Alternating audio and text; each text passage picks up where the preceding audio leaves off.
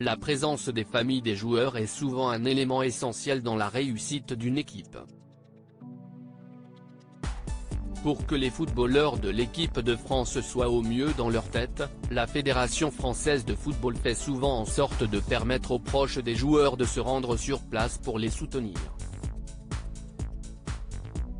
Cette année, quelques points de tension sont apparus entre l'instance dirigeante, qui souhaite faire des économies, et les joueurs, qui veulent être avec leur famille.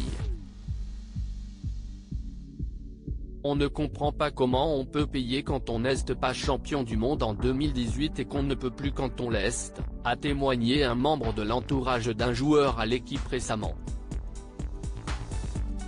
Tout n'est donc pas au beau fixe pour les joueurs, qui sont pourtant logés dans un hôtel particulièrement luxueux. À l'arrivée des joueurs, Olivier Giroud a permis à ses abonnés sur Instagram de voir la chambre dans laquelle il loge durant la compétition et on a pu se rendre compte qu'il était très bien loti.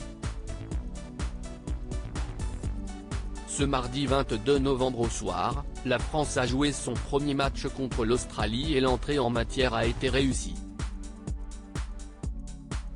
Victoire 4-1 des Bleus avec notamment des réalisations de Kylian Mbappé et Adrien Rabiot.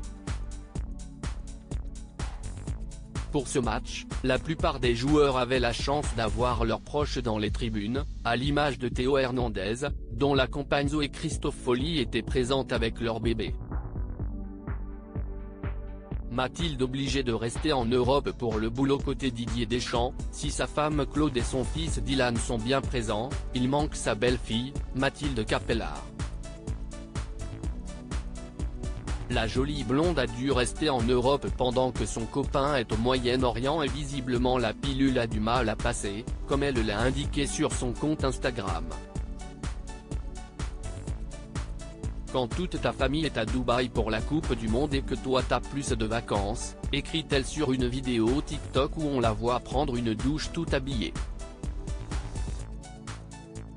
Malgré cette déconvenue due à son travail, elle reste patriote et comme elle le montre sur une autre vidéo, elle supporte la famille depuis son écran de télévision. Les vidéos sont à retrouver dans le diaporama.